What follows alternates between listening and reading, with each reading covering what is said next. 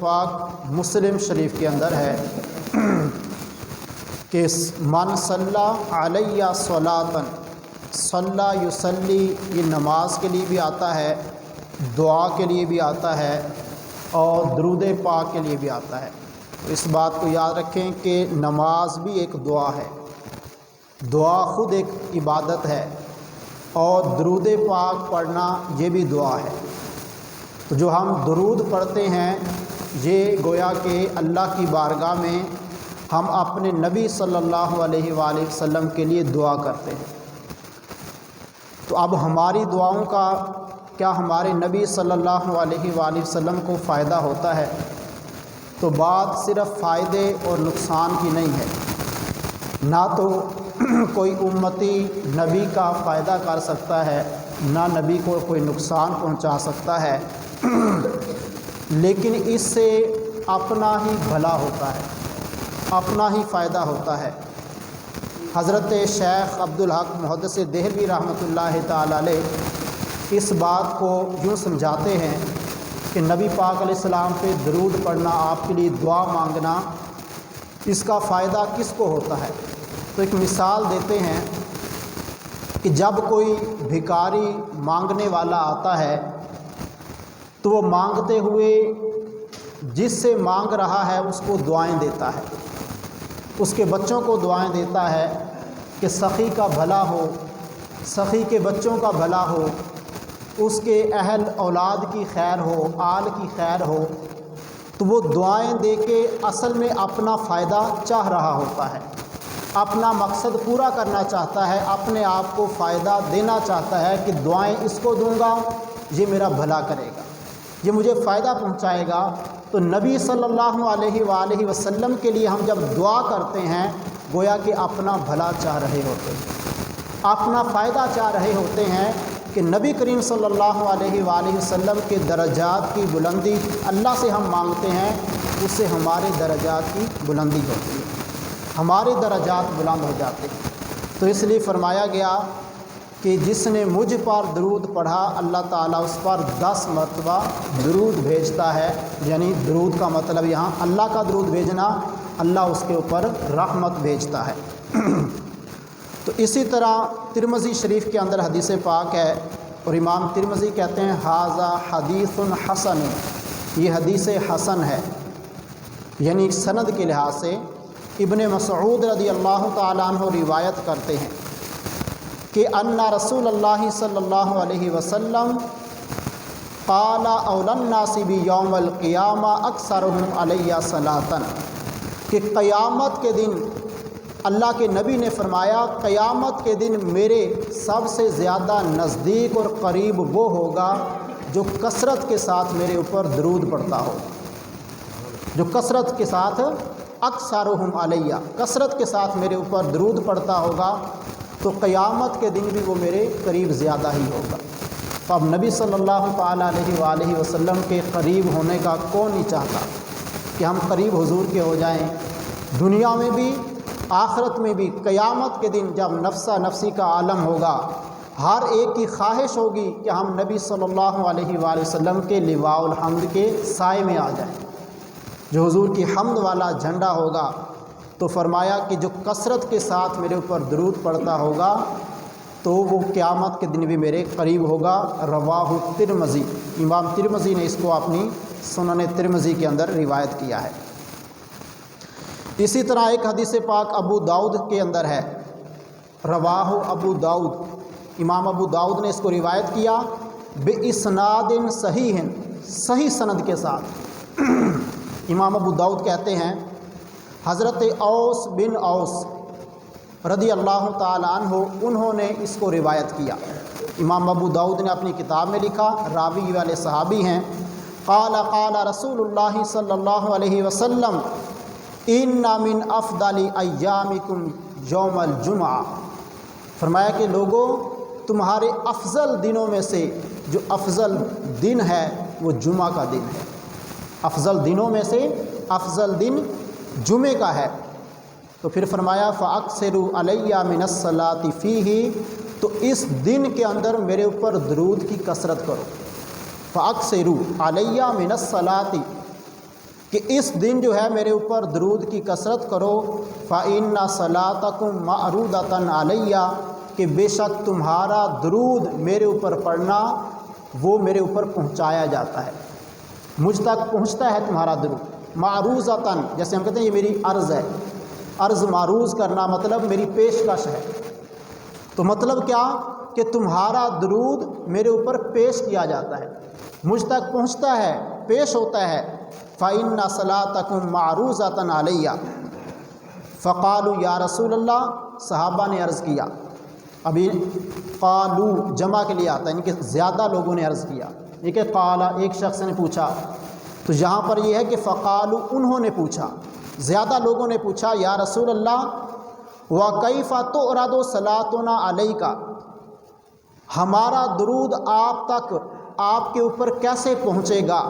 وَقَدْ أَرَمْتَ، جب جسم بوسیدہ ہو جائے گا۔ آپ دیکھیں یہ بھی صحابہ کا ایک انداز ہے، یعنی کہ اس وقت تک ممکن ہے پوچھنے والوں کے علم کے اندر یہی بات ہے کہ مرنے والا مر جاتا ہے، جسم بوسیدہ ہو جاتا ہے، تو اب ان کے علم کے اندر یہی بات تھی۔ اب صحابہ کے بھی درجات ہیں، کچھ صحابہ زیادہ علم والے، کچھ اس سے کم والے، کچھ اس سے کم والے۔ جب یہ پوچھا گیا وقد ارمتا،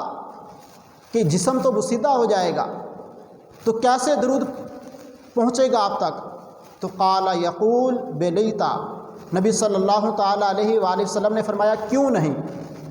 ان اللہ حرم علی الارض اجساد الانبیاء، بے شک اللہ پاک نے زمین کے اوپر نبیوں کے جسموں کا کھانا حرام قرار دے دیا ہے، حرام کر دیا ہے۔ ان اللہ حرم علی الارض اجساد الانبیاء، اللہ نے زمین کے اوپر حرام کر دیا انبیاء کے جسموں کو، تو مطلب کیا ہے کہ انبیاء کے جسم وہ کھا نہیں سکتے، انبیاء کے جسم مبارک جو ہے وہ صحیح سلامت رہتے ہیں۔ تو نبی کریم صلی اللہ تعالیٰ علیہ وآلہ وسلم کا جسم مبارک اور حقیقی زندگی کے ساتھ آپ صلی اللہ تعالیٰ علیہ وآلہ وسلم اپنے صحیح سلامت جسم کے ساتھ موجود ہیں۔ تو فرمایا تو مطلب کیا ہوا کہ آج بھی اگر کوئی نبی صلی اللہ علیہ وآلہ وسلم پہ درود پڑھتا ہے تو وہ حضور کی بارگاہ میں پیش کیا جاتا ہے۔ تو اب اگر صرف اللہ تبارک و تعالیٰ کی بارگاہ میں دعا کر دی جائے، وہ تو ہر کے لیے کی جا سکتی ہے، تو یہ کیوں فرمایا کہ انبیاء کے جسم صحیح سلامت ہوں گے، جسم کے اوپر پہنچایا جائے گا، تو مطلب یہ ہے کہ اس جسم کو خبر بھی ہے، اس جسم مقدس کو خبر بھی ہوتی ہے کہ میرے امتی نے میرے اوپر درود پڑھا ہے، میرے امتی نے میرے اوپر درود پڑھ کے پیش کیا ہے، تو پیارے نبی صلی اللہ تعالیٰ علیہ وآلہ وسلم کو اس بات کی خبر بھی دی جاتی ہے۔ تو جب دیکھیں جب حضور کے اوپر درود پڑھا جاتا ہے تو پھر کتنا حضور خوش ہوتے ہیں۔ تو خود جو ہے آپ نے ترغیب ارشاد فرمائی ہے۔ اسی طرح ترمذی شریف کے اندر ایک حدیث پاک اور بھی ہے، یہ والی جو پہلے سنی ہے یہ داؤد شریف میں، ابو داؤد میں، ابھی جو سنیں گے وہ ترمذی کے اندر ہے۔ فرماتے ہیں ابو ہریرہ رضی اللہ تعالیٰ عنہ، راغم انف رجل ذکرت عندہ فلم یصلی علیہ، ارشاد فرمایا کہ اس بندے کی ناک خاک آلودہ ہو، راغفہ انف رجل، اس بندے کی ناک خاک آلودہ ہو، ذکرت عندہ، جس کے پاس میرا ذکر ہوا، فلم یصلی علیہ، اور میرے اوپر اس نے درود نہیں پڑھا، اس کی ناک خاک آلودہ ہو۔ یعنی کہ جب بھی پیارے نبی صلی اللہ علیہ وآلہ وسلم کا نام مبارک لیں یا سنیں تو آپ صلی اللہ علیہ وآلہ وسلم کے اوپر درود پاک پڑھا جائے۔ تو جو نہیں پڑھتا تو بعض روایتوں میں یہ بھی آتا ہے کہ وہ انسان کنجوس ترین ہے، وہ کنجوس انسان ہے کہ جس کے سامنے میرا ذکر ہوا اور اس نے میرے اوپر درود نہ پڑھا۔ اب ایک حدیث پاک اور سنیں جو ابو داؤد کے اندر ہی ہے، بے اسناد صحیح ہے، صحیح سند کے ساتھ، حضرت ابو ہریرہ رضی اللہ تعالیٰ عنہ ہی روایت کرتے ہیں، قال رسول اللہ صلی اللہ علیہ وسلم لا تجعلوا قبری عیدا، فرمایا کہ تم میری قبر کو عید نہ بنانا۔ عید نہ بنانا تو اس کا مطلب یہی علماء نے لکھا کہ اس کو سجدہ گانا بنا لے، کہ نبی کریم صلی اللہ تعالیٰ علیہ وآلہ وسلم کی قبر مبارک کو سجدہ گانا بنایا جائے، اور فرمایا وصلوا علیہ، اور مجھ پہ درود پڑھنا، مجھ پہ درود پڑھنا، فإن صلاتکم تبلغنی حیث کنتم، فرمایا تم جہاں بھی ہو درود پڑھتے ہو، تمہارا درود مجھ تک پہنچتا ہے، مجھ تک آتا ہے، تمہارا درود مجھ تک پہنچتا ہے۔ اب دیکھیں اس کے کئی معنی ہو سکتے ہیں،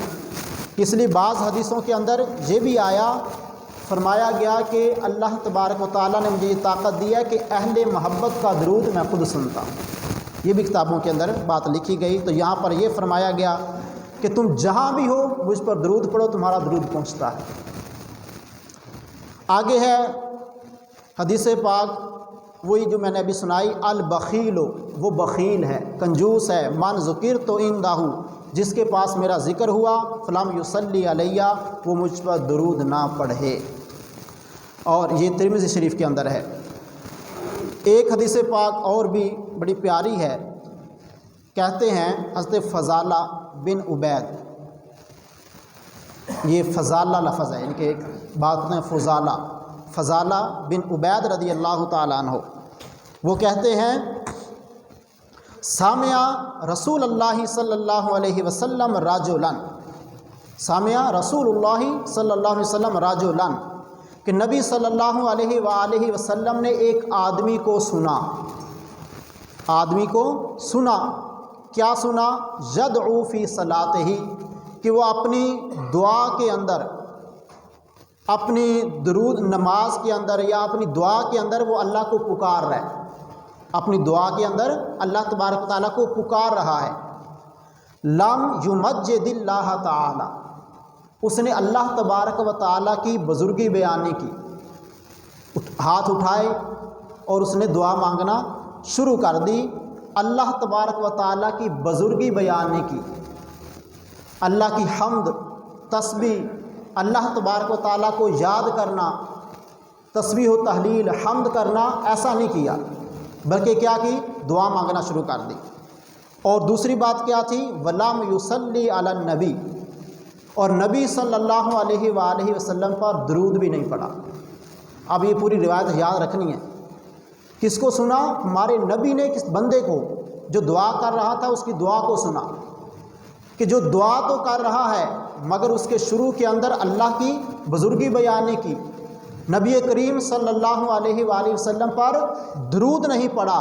تو فقال رسول اللہ صلی اللہ علیہ وسلم عجل ھذا، تو نبی کریم صلی اللہ علیہ وسلم نے فرمایا عجل ھذا، کہ اس بندے نے جلدی کی ہے، یہ بہت زیادہ جلدی کر رہا ہے۔ ثم دعاہ، پھر فرمایا کہ اس نے دعا کی ہے، فقال لہ او لغیرہ، یعنی کہ یا تو حضور نے اسی بندے کو فرمایا، راوی کہتے ہیں، یا دوسرے بندے سے فرمایا جو سامنے تھا، کہ اس بندے نے جلدی کی ہے، اس نے اللہ کی تسبیح بیان نہیں کی، درود نہیں پڑھا اور دعا مانگ رہا ہے۔ اذا صلی احدکم، پھر نبی علیہ السلام نے فرمایا کہ جب تم میں سے کوئی بندہ دعا مانگنا شروع کرے، اذا صلی احدکم، جب تم میں سے کوئی ایک بندہ دعا مانگنا شروع کرے، فَلْيَبْدَأْ بِتَحْمِيدِ رَبِّهِ سُبْحَانَهُ، تو اس کی ابتدا کس سے کرے؟ اللہ کی سبحان سے کرے، اللہ کی تحمید سے کرے۔ وہ تحمید کیا ہے؟ سبحانہ، یعنی پہلے اللہ تبارک و تعالیٰ کی حمد بیان کرے اگر کوئی دعا کرتا ہے، وَالثَّنَاءِ، اللہ پاک کی تعریف کرے، ثُمَّ يُصَلِّي عَلَى النَّبِيِّ،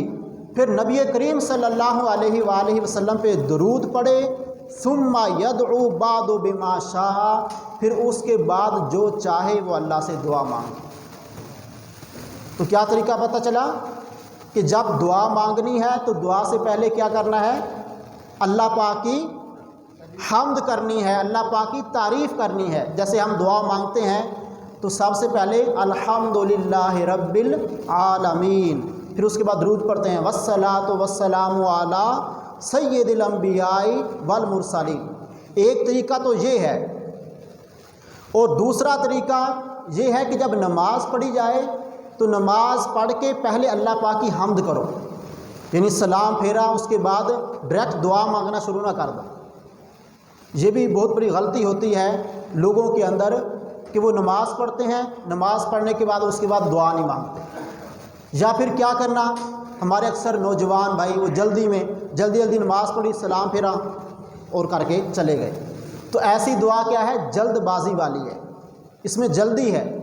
یہ طریقہ نہیں ہے، بلکہ طریقہ یہ ہے کہ جب نماز پڑھی جائے تو اس کے بعد حمد کرو، اللہ پاک کی تحمید بیان کرو، الحمدللہ الحمدللہ یا الحمدللہ رب العالمین، یہ کر لی جائے، یا سبحان اللہ و بحمدہ سبحان اللہ العظیم، یہ کر لی جائے، یا استغفر اللہ، یہ بھی اللہ کی حمد ہے، استغفر اللہ یہ دعا بھی ہے، حمد بھی ہے، کہ نبی کریم صلی اللہ علیہ وآلہ وسلم جب نماز پڑھتے تھے تو نماز پڑھنے کے بعد آپ کے بارے میں بہت سارے اذکار ہیں جو آپ مانگتے تھے، لیکن یہ بھی ہے کہ سلام پھیرنے کے بعد آپ استغفر اللہ استغفر اللہ استغفر اللہ یہ بھی پڑھا کرتے تھے۔ تو یہاں پر کیا تھا کہ سرکار علیہ السلام نے فرمایا کہ جب بھی تم میں سے کوئی بندہ دعا مانگے تو پہلے اللہ کی حمد بیان کرے، اللہ کی ثنا کرے، اس کے بعد میرے اوپر درود پڑھے۔ تو یہ بھی طریقہ ہے کہ درود پڑھا جائے، حمد کر کے درود پڑھو، اس کے بعد جو چاہو اللہ پاک سے مانگو، یہ دعا کا اصل طریقہ ہے۔ تو اسی طرح میرے محترم سامعین دیکھیں، درود کی ہی بات چل رہی ہے، یہ جو ابھی آپ نے حدیث سنی یہ ترمذی شریف کے اندر تھی، اب جو آپ سنیں گے متفق علیہ، بخاری و مسلم کی متفق علیہ ہے۔ وعن ابی محمد کعب ابن عجرہ،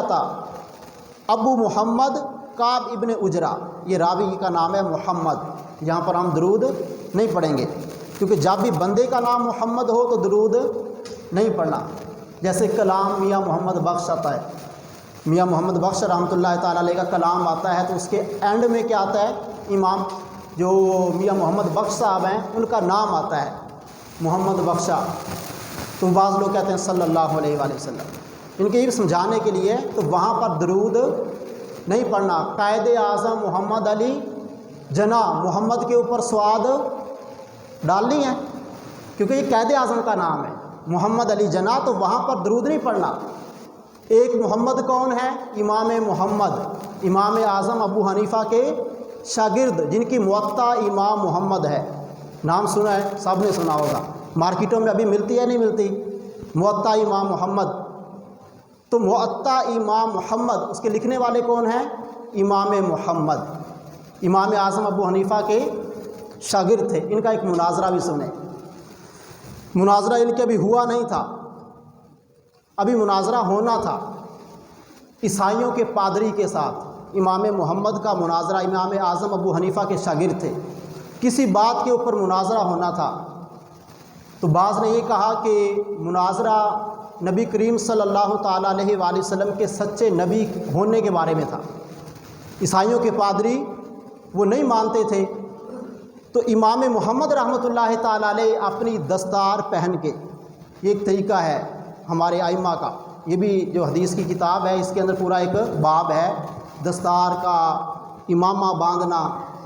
تو امام محمد رحمۃ اللہ تعالیٰ علیہ بہت خوبصورت تھے، انتہائی خوبصورت تھے، یعنی اتنے خوبصورت تھے کہ ان کی خوبصورتی عالم کے اندر مشہور تھی۔ جب یہ امام اعظم ابو حنیفہ کے پاس پڑھنے آئے تھے تو کتابوں کے اندر یہ بات لکھی ہوئی ہے کہ امام محمد جب پڑھنے آئے اور ڈائریکٹ یہ پڑھنے حدیث آئے تھے، حدیث پڑھنے آئے تو امام صاحب نے فرمایا کہ بیٹا ابھی آپ کی عمر چھوٹی ہے، ابھی آپ جاؤ قرآن پاک جا کے حفظ کرو، پڑھو قرآن کو پڑھو صحیح معنوں میں، اس کو حفظ کر کے پھر آؤ۔ یعنی آپ نے یوں سمجھ لیں ایک قسم کا بہانہ تھا کہ ابھی ان کی کچھ داڑھی آ جائے، کچھ ہو جائے۔ تو یہ گئے تو کہتے ہیں کہ ابھی 8 دن یا 2 ہفتے گزرے تھے، امام محمد دوبارہ آ گئے۔ جب دوبارہ آئے تو امام صاحب نے فرمایا کہ آپ پھر آ گئے ہو، آپ سے کہا قرآن پاک حفظ کرو پھر آنا۔ تو امام محمد کہتے ہیں کہ استاد محترم میں قرآن پاک حفظ کر کے ہی آپ کے پاس آیا، یعنی 1 ہفتے کے اندر یا 2 ہفتوں کے اندر وہ یہ قرآن پاک مکمل حفظ کر کے آ گئے۔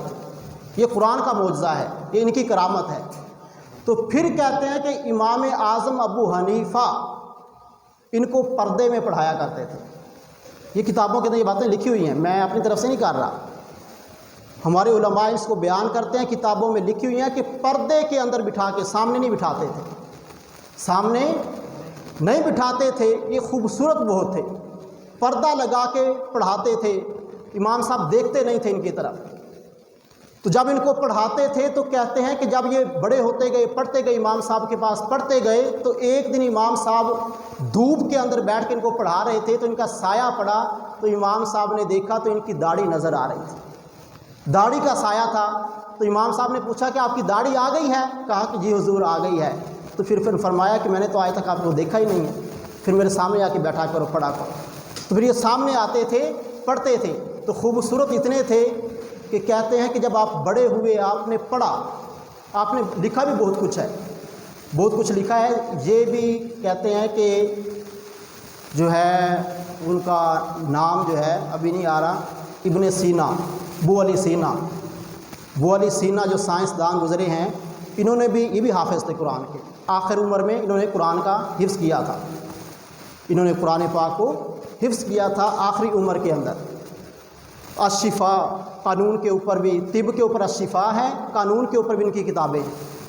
تو کہتے ہیں کہ جب انہوں نے امام محمد کی کتابیں پڑھی تھی، ایک کتاب نہیں ہے، آج بھی ملتی ہیں، یہ بھی آج یاد رکھ لیں۔ اگر آپ نے ان کی ہسٹری پڑھنی ہو، ترکی کے اندر 12 سالہ برسی بنائی گئی تھی ڈاکٹر حمید اللہ خان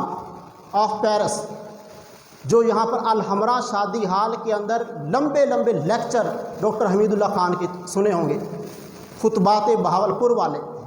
انہوں نے یہ باتیں لکھی ہیں، اور 12 سال کی برسی ترک کے اندر منائی گئی تھی، وہ امام محمد کی سیرت کے اوپر منائی گئی تھی، انہوں نے یہ باتیں لکھی ہیں امام محمد کے بارے میں۔